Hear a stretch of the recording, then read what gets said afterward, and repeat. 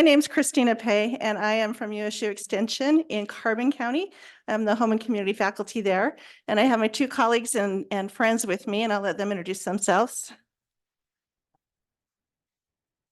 I'm Melanie Dabb. I am the Home and Community Extension faculty person. Oh. Darn computers.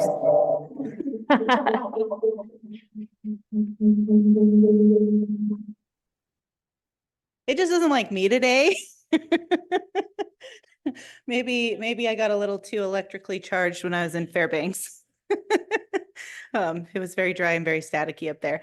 I am the Extension Home and Community faculty person in Juab County. And I'm home and community faculty in Millard County. Oh, I'm Eva. Hey, sorry. And you have to know that all three of us fall under the introvert. So we're not really thrilled about being here in front of you, but we do have a passion for this. And so that's why we're here. And if we seem a little awkward at times, it's that introvert part coming out, right?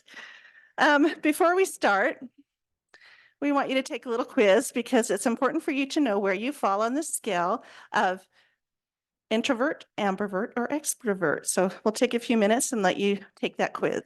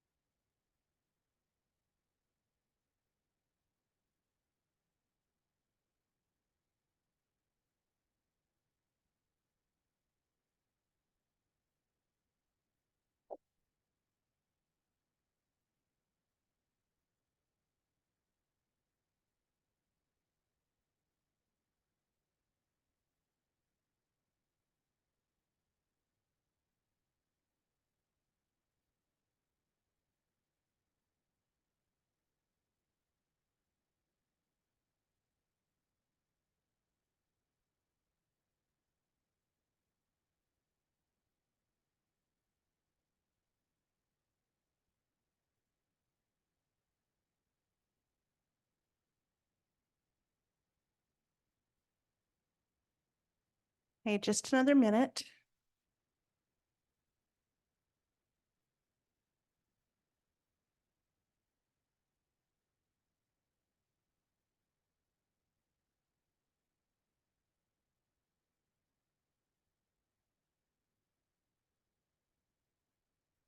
Okay, is everybody about done? Okay, so it should have totaled up for you, your trues and your falses. So the more true answers you have, the more possibility you are an introvert. And if you had a lot of false answers, then you are an extrovert.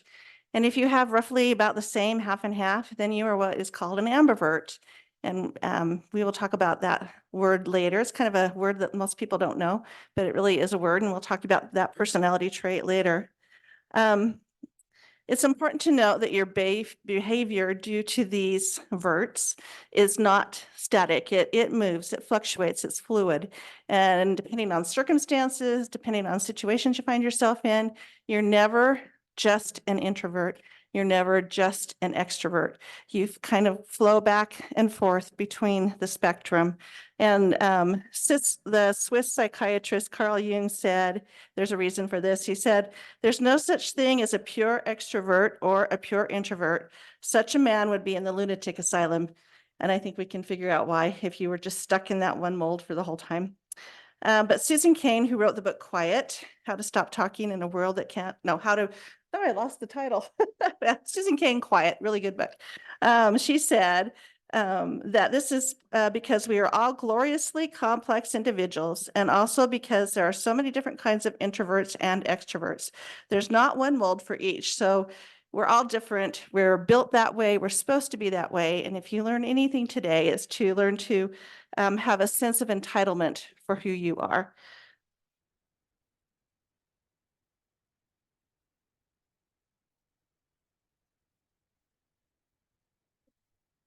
It doesn't like my voice too much, so I'm like, I'm gonna actually put it on. And just to tail off, tag on to what Christina was saying, sometimes when we give these presentations, we'll have people say, well, I'm an introvert, or it says I'm an introvert, but I'm also really spontaneous, and different things like that. So the other important thing to remember is that this is only one element of personality that we're looking at here. If you're more introverted but very spontaneous, it might just mean that you tend to be on the front end of the innovation adoption curve, okay? There are other elements that tie into our personalities and what makes us up as human beings, because like she said, we're very complex human beings, and this is a spectrum. You're not stuck in one or the other. So as we've given this presentation, sometimes we get a lot of questions about that, like, oh, but wait, like I'm normally this, but there's this exception. And we're like, that's normal. Congratulations. It means you're just like everybody else. Part of what sparked this presentation and the development of this project is our culture today. We tend to live in a society that values the extroverted traits more than the introverted traits. So Susan Cain calls it the extrovert ideal. It means that we're constantly being encouraged to be more bubbly, to be more outgoing, to put yourself out there, to be more magnetic, to be more energetic. It's just the world that we live in. So all of us have been told at various times or another, you've got to put yourself out there. You've got to be more outgoing. You know, I say if I had a nickel for every time somebody told me to put myself out there, I'd have enough money to not be working in extension. Okay, so that's just the culture we live in. And I think it's useful to look at how that cultural shift kind of happened. It started around the 1920s. People fell in love with Dale Carnegie's bankrupt farmer to public speaking icon success story. There were a lot of people like him, a lot of those stories, and people fell in love with that. And another part of that was also when we started seeing the urbanization and industrialization of the United States. And so that created a need for salespeople. You know, these brand new businesses and these brand new companies, they needed salespeople. And so the salesperson personality was what was being sought after. And it got to a point, even advertisers started getting in on the action. Like, I know this is old, guys. 1920s, they were magazine print ads. We looked at a couple of them earlier today. They're pretty funny. But prior to the 1920s, it was just, this is our product and this is what it does, right? After the 1920s, you started seeing ads like, everybody's watching you. Our product's going to help you be more magnetic or more glowing or make more people like you. Or what was the one we saw? Silent eyes, or eyes are judging you silently. It was an ad for shaving cream we looked at earlier today. So yeah, we started to see this shift where we're being encouraged to have that outgoing personality. And by the 1950s, that had spread to universities where their admissions offices started looking for students who would thrive in the workplace, not just who were successful academically.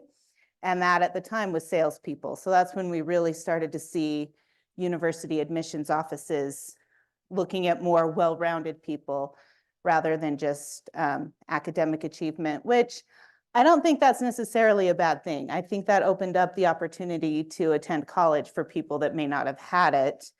The danger is just when we get too far into valuing one type over another. So if you look at this chart, ooh, this has a pointer on it. Nope, it's not working. It's the little things, you guys. It's almost 5 o'clock. Self-help books are very prevalent in our culture. If you had picked up a self-help book prior to the 1920s, you would have seen traits like this list on your left, you know, duty, honor, good manners, morals, integrity. Those were the kinds of things that the self-help books were encouraging you to develop. Since the 1920s, you see more of what's in the column on the right, you know, being magnetic and energetic and attractive. We adopted this. It doesn't matter what you're saying as long as you say it well, right? Or as long as everybody likes what you're saying, it's fine. Which again is a problem if you jump to an extreme. All right, I'm gonna talk a little louder. So now that you know about where you are on the spectrum and how we got to where we currently are in our culture, we would like for you to talk with us. And we know that if you're an introvert, you might want to process a little bit. So silence is a-okay. We will give you some time for that. But you can see the questions up here. So first we want to know about how does this shift? How has it affected the communities that you work in?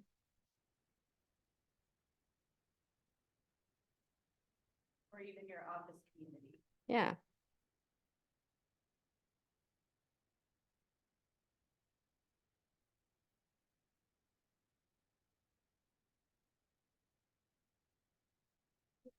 When you say the shift, you're talking from an emphasis on Character, yeah. Emphasis on character prior to the 1920s to now the extrovert ideal. How would that shift affect the communities? Whether it be your office community, your community at large? recognize we weren't around in the 20s to see what it was like before. Yeah. So that's kind of an unfair question. But we are also, we know the different dynamics that are in people's workplaces or in their homes even, or in the community. And so the question is then, how does the culture, put that slide back up. The last one? Yeah. How does the culture of personality affect the community in which you live in, or maybe your office culture?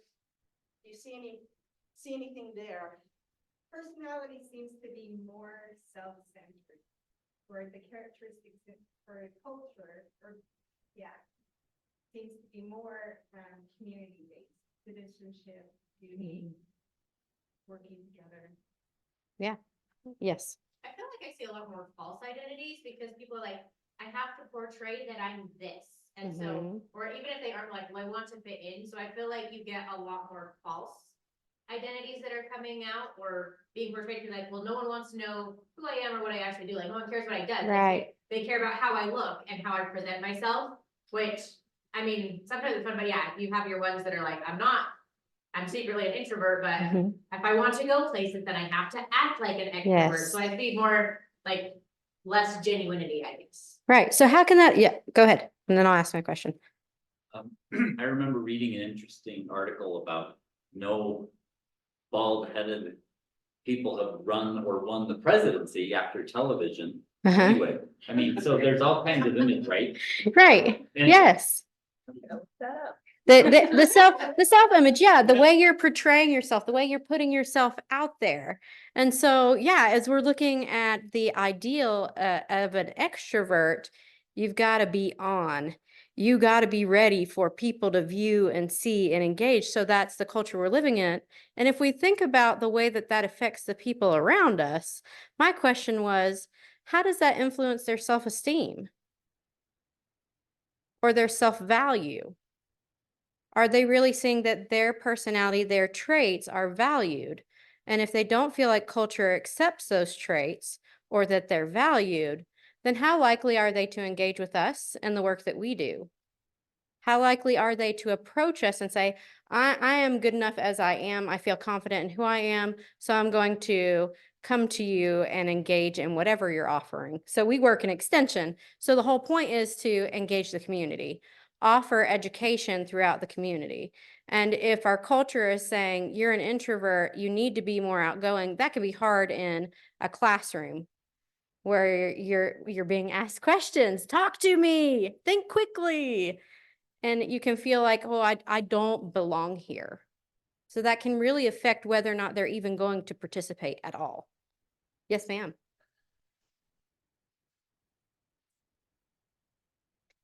So we will get into that. We will get into that.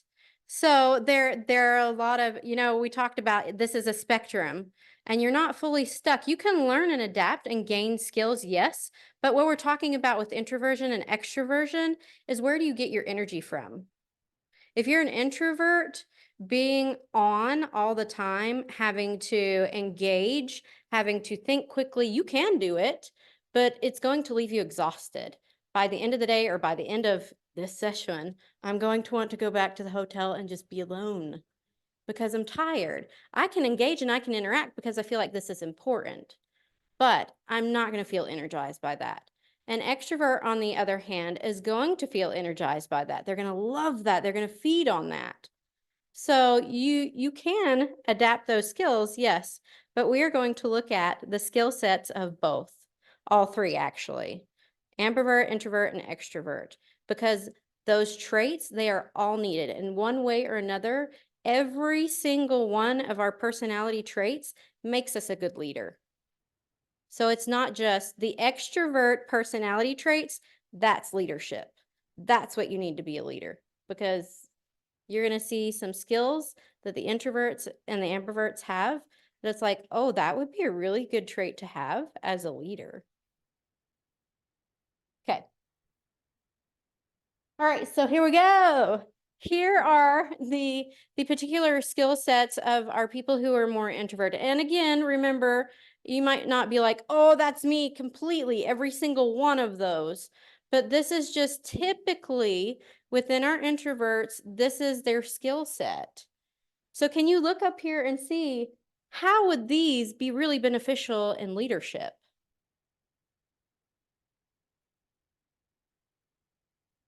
Sorry, I might be right in the way. Yay!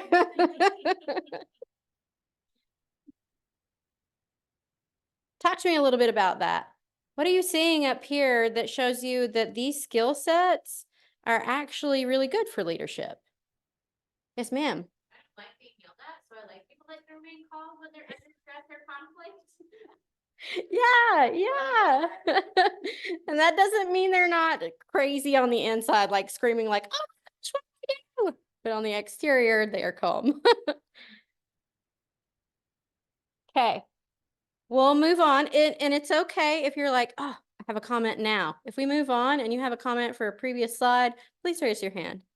We want to hear from you. All right, so now our ambiverts. Our ambiverts are right in the middle. They're in between our extrovert and our introvert, and generally they have this ability to adapt. But sometimes it's learning when to adapt. Sometimes, as Melanie pointed out to us in a meeting earlier today, she's like, sometimes my extrovert, my desire to interact with people comes out when other people are focusing on a project, and it's like, oh, okay, I got to pull it back. I got to go back to my office and do my thing and leave them alone for a little bit, but I really want to engage. So sometimes it's learning to adapt. They find themselves in this area where, yes, they can be extroverted when they need to. They can be outgoing when they need to, but they could also pull back and be more observant in situations. So they're kind of in this middle ground. Okay. Next, our extroverts. There are people gatherers. They are really great at bringing people together, bringing ideas together, like, oh, give me your ideas. So, oh, I like that one. Let's run with that. They're really good at connecting people together as well, walking into a room and not knowing anybody and being comfortable with going and engaging in conversation and maybe a little more chit chat, as opposed to our introverts are going to want those deeper one-on-one conversations rather than chit chat. Okay.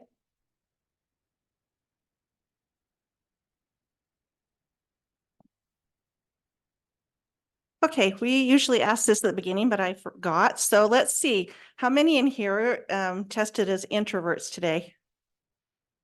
Okay. How many ambiverts? Oh, wow. And how many extroverts? One. It's okay, we had one last session too. So you get to carry that load today. It's all yours. No, we're really grateful for the extroverts because they are the people gatherers. They can make a place cheerful and they can help, bring the group together. So you're good. We really appreciate the extroverts. Those of you that are introverts, how many times have people said, you must be shy? Yeah, you've heard that before. Because we're quiet, we're shy. Yeah, is that true? No, I'm seeing heads. No, it's not true. And that's why we want to talk about it just a little bit because it will help those that don't know about introverts to know that we are not shy necessarily. We can be. We can have both, or we can be one without the other. But what usually determines the difference between shyness and introversion would be, for example, if I called one of you up to stand in the middle of the room and introduce yourself to somebody new, how do you feel on the inside? Do you feel nervous and anxious? Or do you feel, I can do this? You don't like it, but you can do it. So usually it's that discomfort or anxiety that you feel in a new situation that tells us that you're probably got a little bit of shyness going on. Let's delve into this just a little bit deeper. It's important to know that extroverts can be shy, ambiverts can be shy. It's not existent just with introverts. It's a shy person will feel anxious in social situations, and an extrovert can be shy and feel anxious in social, situations as well as the rest of us. It's important to note that shyness is an emotional behavior. It's a response to social interactions. And so that anxiety comes because of that. And shyness can be temporary. When I was a little girl, I was the kind that would cling to my mom's legs. I was incredibly shy and backward and awkward and was all through pretty much junior high and high school. Not as bad as when I was little, but it's a trait that can change over time.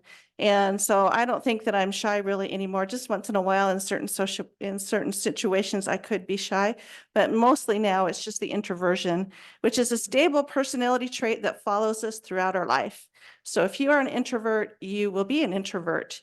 You can slide back and forth on that scale, like we said, but it's consistent over a person's lifetime and it's not related to anxiety or to social behavior.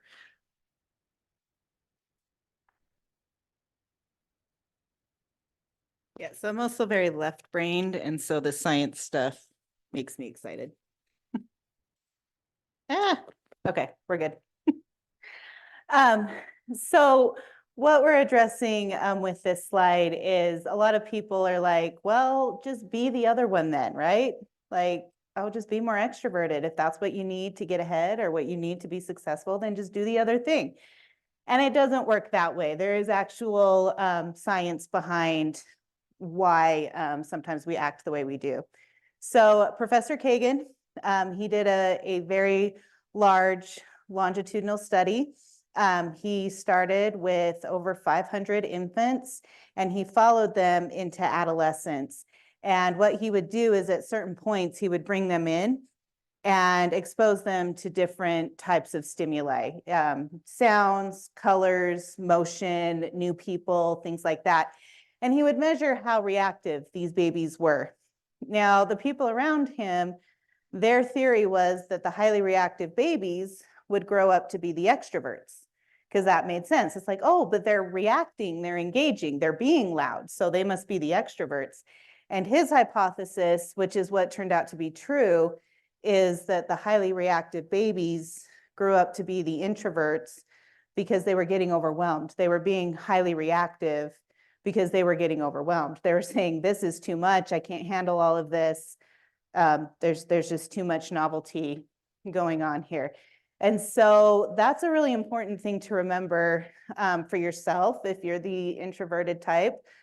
you're going to get overwhelmed, and you're going to hit that overwhelmed point quite a bit faster than our extroverted friends, right? And so this introvert hangover that involves the brain fog and the irritability and the anxiety and feeling like your head's going to explode, those are signs that you're being overwhelmed. I tend to get the quiet and flat, and a lot of people tell me I'm grumpy. They're like, what's wrong with you? You got to stop being grumpy when you're in big groups. And it's like, I'm not grumpy, I'm overwhelmed. Like, there's a difference. Okay, so that's an important thing to remember and keep in mind, is that it's not that they're choosing to be antisocial. You know, introverts like social interaction. They just like the more in-depth one-on-one interactions. The social butterfly, we call it conversational multitasking, is overwhelming to those of us who are on the introverted side of things. We want those closer one-on-one, more in-depth connections. Okay, so that's something to keep in mind. So this all begs the question, how do we work together? Anybody feeling like it might be impossible to make both types work and interact with each other? Because we're very different. It can certainly look that way, right? Whoops, wrong button. I love this. I love this concept. Extroverts can bring the interaction into a more cheerful place. Christina alluded to this earlier, you know, or Eva, one of them alluded to this earlier. But our extroverts are our people gatherers. This presentation is intentionally not called "Let's bash on the extroverts." Like, we need those people gatherers. We need that energy to bring everybody to the table and to bring all the ideas to the table. But in the same sentence, introverts can make the interactions safe to be serious, right? Because introverts prefer that one-on-one, in-depth interaction. So when something goes wrong, I'm going to talk to my introvert friends, not my extrovert friends that are going to get distracted in 5 minutes and wander off and do something else. Okay, so I like this. We can work together very well and play off our different strengths. So this free trait theory I'm going to talk about first. We've kind of alluded to it already, but this is a principle that applies to all three verts, depending on where you fall. And what? It's just the principle that if there is something that you are passionate enough about and you have the correct support, you can act the other way. Okay, so if you're introverted and you need to be incredibly extroverted to get a project done, and you are passionate enough about it and you have the support around you to do it, you can act like an extrovert. We talk about, in extension, we're all about community outreach, and there are a lot of introverts in extension. And this free trait theory is why we're very passionate about what we do. You know, we're drawn to the academics and the scholarly aspects of it, but we also want to help people, and that's important enough to us, so then we can act like extroverts when we need to. So that free trait theory is really important for all the types to keep in mind. When you need to, you can act the other way. Okay. Conflict. We introverts like to assume that conflict is the end all be all, right? Like, oh crap, we're in conflict, that means the relationship's over, right? So for introverts, it can be really helpful to remember during conflict that it's not the end of a relationship, that it can actually lead to some really healthy outcomes, and to focus on the needs. You know, introverts are really, really adept at being aware of other people's needs. And that's usually what causes conflicts, is needs not being met. And so that is a strength that our introverts bring to the table during conflict, is they have this awareness of what the needs are. And again, for all the personality types, remembering it's not one or the other. This is not bashing on any one particular type. It's, we need all of us to make this work. So our ambiverts, like Eva said, it looks on the surface like this perfect balance of both traits. Sometimes we do get it wrong, and sometimes we're extroverted when we need to be introverted and vice versa. It's not always a conscious choice, but embracing this space of I can be assertive when I need to. I can also be very thoughtful when I need to. Embracing this, I'm adaptable enough to do whichever I need to do in the situation. And then our extroverts, just remembering that what our introverts need and that what fills us up socially looks different, and that's okay. You know, we introverts don't like the social butterfly, lots of big rooms full of people, and that's okay. It just looks different. So remembering that, taking the emotion out of conflicts is really important for extroverts. They like to run on emotion. And so when you're in conflict, especially if you're in conflict with somebody who's more introverted, taking the emotion out and practicing taking that emotion out. And again, remembering that it's not one or the other, right? We need all traits. You asked earlier if introverts can be leaders. Christina leads our confidence project team, and it is a huge initiative, and she does it very well, mostly because once you see this and learn this, you really can't unsee it. Like you're gonna have this awareness of introversion, extroversion, ambiversion. And so she is really good about, during our meetings, making space for the introverts to say, I know you quiet people have been analyzing, like our extroverts will throw out ideas, throw out their big, call them RDIs, or I call them RDIs. And then we introverts sit there and start analyzing, okay, what would this work? Or what would it take to make this work? And then Christina is very good at making that space. Be like, okay, I know you quiet people have been sitting here analyzing this. Is this idea feasible? What do we need to do to make it happen? And so you can, having this awareness of what the strengths are and how to work with those strengths can make you an absolutely exceptional leader, even if you are more introverted. Guys, on the emotion thing. So I'm introverted and I have an extroverted friend and we live together in college. And the emotion thing, I come home from work one day, I was tired and she was really upset about something. And so she started talking to me about it and I'm like, how do I respond to this? What do I say? And then she goes, you're stonewalling, you're not showing any emotion, you're not responding at all, you're not talking to me. I'm like, oh my. Yeah, so for an introvert, it's like, give me some heads up because I need to process, I need time to think through the situation and understand, why do I feel this way? Why am I feeling this way? What do I need to do? How do I communicate? What do I need to do? How do I engage in this conversation that I might see as conflict? But how do I do it in a healthy manner without causing them offense? So understanding this, like I can look back and be like, oh, it wasn't necessarily that I was stonewalling. I just was totally caught off guard and I didn't know how to respond. And she is an extrovert, so she finds it easier to express her emotions. Where I found it a little more difficult because I needed that time to process what had just happened, what occurred, why I was doing what it was she was upset about, and how I could properly communicate that to her and then make changes in my own life. So that's just a practical application of, you got two different personalities. One wants to talk it out right then and right there, whereas I would have preferred like, hey, this has happened. Just want to give you a heads up and share how I feel, and can we come back and talk about it? So I can think through and then answer her questions or respond in a more positive manner. Wait, it's you anyway. Oh, okay.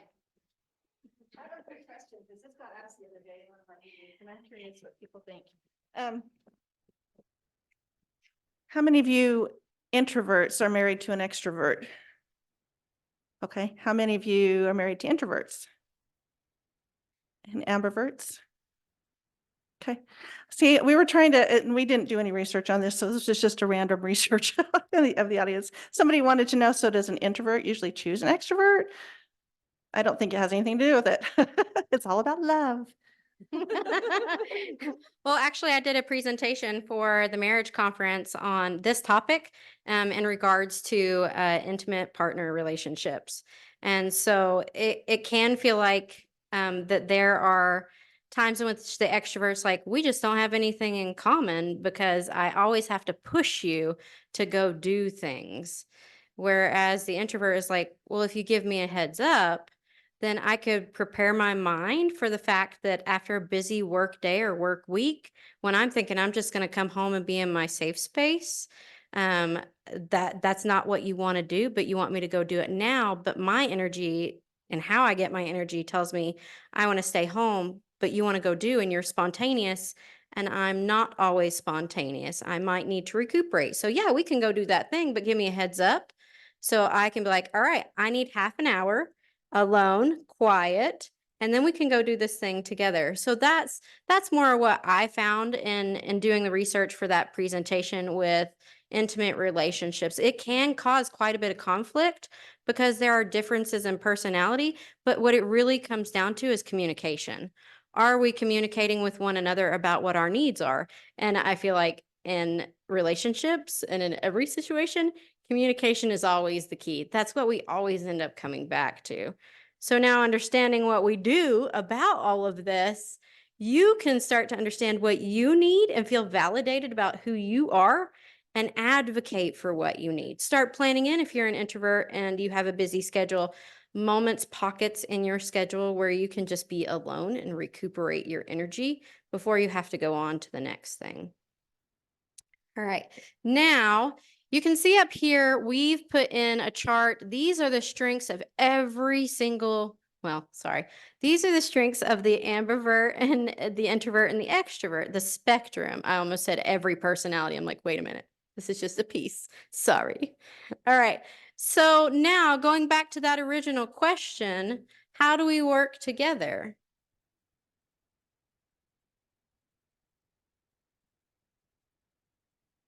Yes, yes. The slide where you were mentioning it's not one or the other, Mm-hmm. like, sometimes I think as whatever the human nature is in me that likes to create labels or something, that's like, Mhm. oh, am I an introvert or an extrovert? Sometimes it's like we can create our own persona about how we're perceiving our interactions are going to be Right. because we now have these categories to empower us. But Almost like a self-fulfilling prophecy. right, whereas like because there's strengths in all of them, Mm-hmm. we could approach it without even any concern about the conflict or about the differences. Mm-hmm. I This don't know if is- that makes sense. Yeah. So I think this is just to bring awareness. So if you found yourself feeling like I'm inadequate, or in previous presentations, Christina talked about we discussed the brain, and because introverts tend to think a little more deeply and want to think about long-term process. She said conversations would move forward, and then she'd have an idea and a comment, and she's like, but wait, they've already moved on from that topic. So then she felt stupid. But it's like, no, you're not stupid. It's just that your brain functions differently. This part of your personality influences that. And so this can be very freeing in helping you to understand I am not deficient. I can adapt and I can learn. Yes, as a human, we always need to adapt and learn, but it's to say that there is value in who you are. So yeah, don't try and limit yourself by this part of your personality, but rather say, oh, now I understand myself a little bit better. What do I need to accomplish the tasks that have been set before me? So hopefully you get that from this. Their comments? I think the beauty of this is knowing that we are not stuck, that we kind of move back and forth between the different personality types on the, on the spectrum. So you can look at all of these words, you can find the ones that you have as a strength. And if there's something there that you're not sure about, you can adapt as Melanie was telling us, to adapt that straight if that's something you want. We're not stagnant. We are fluid and we're constantly learning and changing. And I think that's kind of what Eva is trying to say is, you know, we can own that about ourselves and we're able to do that, that piece and move back and forth and gain all these strengths and use them in different situations, whether it's in relationships or in work, you know, work situations, no matter where we are. So we have one person comment on here, and what they've said is that they are an extrovert, but they have moved more towards being an ambivert as they've aged. Yeah, yeah, absolutely. I'm more of an ambivert now, and I was more of an introvert growing up. And there are a lot of skills that I've learned and adapted to. And I will say, I grew up in the South. So that whole sharing and oversharing, that was kind of part of my culture. And so I felt like I always had to talk. And so those are skills I learned to adapt to and create. But I am absolutely an introvert in that my energy level, it is not increased by being very busy and by interacting with a lot of people. Yes, ma'am. And then we had a comment back here. Just like an example of like how people can, so I'm actually an introvert, like I test as an introvert, but I have a lot of extroverted tendencies and like personality traits. So I had a friend that mentioned, I'm a vacation like trigger happy person. And they mentioned like, I've always wanted to go here. I'm like, let's do this. And he's like, well, and so I sent him a message like, are you serious? Or just like, I think I am, but I need the weekend to think about it. Yeah. So then afterwards, he's like, okay, yeah, like I totally want to do this. So then we start talking about it and I'm like, this is perfect. Like I trigger happy to you and now you're going to plan everything and I can just enjoy the trip. There you go. An example of how it works together really well. That's a good one. Right, right. Yes. And as Melanie mentioned earlier, like you're not stuck in one. It's not a checklist of, yep, that's me, that's me, that's me. All of that's me. You are going to find that sometimes in certain situations, or maybe not even necessarily in certain situations, where you might have more of a trait that is an extrovert. And that's okay because you are a gloriously, what was it, diverse individual, complex individual. There are a lot of things that influence who we are and how we think and how we react to situations as well. So yeah, you were going to say something earlier. Yes, ma'am. So, I work in a college of natural resources. People are attracted to that college because they think, oh, I'll just go walk in the woods, my whole career. And then they come to university Love it. and they have to come together. They have to be together. Yeah. So I am in a college of most introverts. Mm-hmm. I'm barely not an introvert, but those skills are required of me. Yeah. Because people have to come together. Mm-hmm. So introverts, this is a message of, I'm begging you to support the extroverts who don't want to be there because someone has to be an extrovert. Mm-hmm. Yeah, take the lead. Yeah, yeah. That's a very good example of in meetings. Okay, nobody wants to talk, nobody wants to start it, nobody wants to be the first to share their idea because they haven't thought it out, but somebody's got to lead. So we do have to adapt in certain situations. So I love that. Yeah. And I wanted to just make sure, did we properly address the question of, don't you need to be an extrovert to be a leader?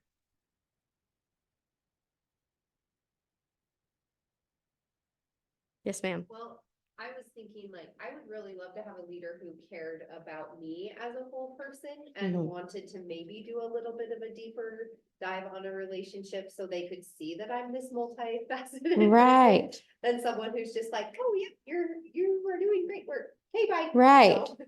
Right. Which you might maybe get more from an extrovert or tendency. Mhm. So I don't know. I think that there could definitely be some benefits of an introverted leader. Yes. And are they always going to be comfortable in that? No, but we can adapt and that's a-okay. Any other questions or comments? Yes, ma'am. But is there any way to invite an extroverted person to be a little bit more introverted in certain situations? We have an office that a lot of us are either intro or can be ambivert. Okay. But we have one that is fully 1,000% extroverted, 24/7. Okay. She exhausts us all after like 5 minutes. We just don't know how to like tone her down, like in office meetings, or like, how do you say, hey, so you just embrace that introvert for 10 minutes so we can have this meeting real quick? Okay. You were gonna make a comment and then I'll ask you a question. Okay. So maybe that would be a good opportunity for a little bit of a team building situation where you can learn Mhm. about these type of things and learn about tendencies, and then as they're educated about you being an introvert. You could learn how to be sensitive to their preferences Mhm. as they are being sensitive to yours. Yeah, that's what we really want to help everybody understand, because as you see this, you're like, oh, okay, now I know what they need and what their skill set is, and this is mine. So my question was, has anybody communicated with them that they feel maybe that's not the right way to put it. You exhaust me. That's not how you want to say it. But have you communicated your needs? Have you said, I feel? Use your I feel statements. Okay. Okay. Mm-hmm.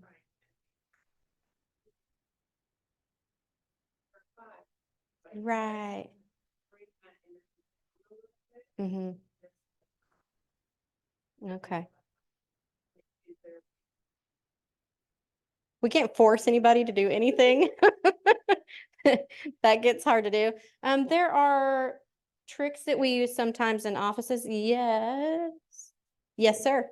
So my MBTI, I was so E, like I was, and I've become more ambiverted as I age. Mhm. I'm imagining myself and the one-on-one power of the introvert conversation, not the meeting, but prior, I could imagine someone, Anthony, this is what's happening, like in very one-on-one. If I give you a code word during the meeting, it means do this. Like, and almost coach me through it, but when I'm in a one-on-one place, I can imagine that might, anyway. It's Come off a an little idea better. from my past. Yeah, it's almost like a, So it sounds to me like boundaries need to be set and respected in that situation. And there are some ways that we can communicate the need for those boundaries in a nonverbal way. I have seen things, well, I should ask this question first. Are you guys in open cubicles or in offices? Okay. Okay. So that can be really hard, especially if you're in a cubicle and somebody wants to come out and chit chat. That can be very distracting. Yeah. So we have talked about in some offices, people hang signs on their door so that you'll know, oh, I'm in a meeting. I need some quiet. I'm working on something. People in cubicles have put little signs on their computers or lights so you can see whether or not this is a good time to come out and engage and kind of encroach in their workspace. So those can be just visual aids for someone who is extroverted to know whether or not right now is a good time to engage you. So that's just a thought. But yes, the very personal one-on-one and setting that boundary of, okay, if I say this, I really need it respected. And I don't feel like it's a bad thing so here's the thing with boundaries. When we create them, people don't like them because they've been able to do this one thing for so long and it's been okay. So when we make changes, that disrupts the norm, and that's not exactly comfortable. And so we have to stick to that boundary. And if we slide back and allow that previous behavior to occur, then we have to start over again with our boundaries and enforcing them. So we kind of have to be rigid with those boundaries and communicating at the time as well. Like, hey, this is one of those times, remember that thing we talked about? This is one of those times where I really need you to respect my need for quiet right now. And yes, in half an hour, and you can respect their need for engaging. You can say in half an hour, I have some time. I would love to talk to you then. And then you can mentally prep for it as an introvert as well, because we need that prep time. We can prep our minds and our bodies for, right now I'm going to go engage. So hopefully that helps. Okay. Thank you guys as well.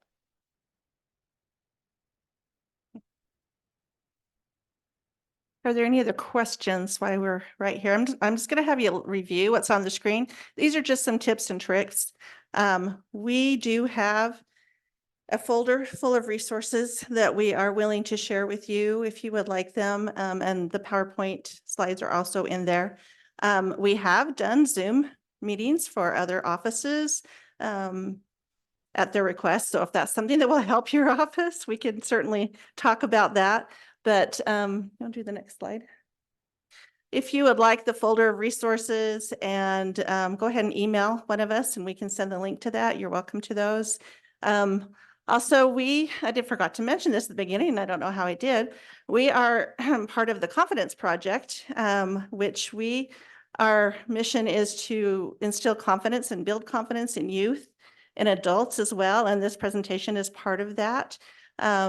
And we have a website that has additional resources. Right now, there's 2 building confidence curriculum for youth. What else is up there?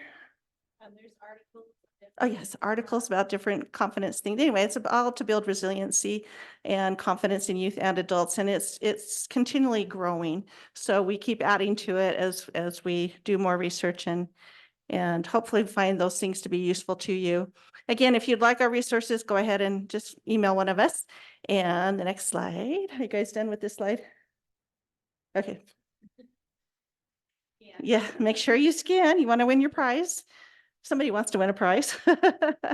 We're really grateful for the opportunity to have been here to talk with you and really appreciate all your participation. It's been wonderful. So thank you for sharing. And if you have any questions, come up and talk to us afterwards. Thank you.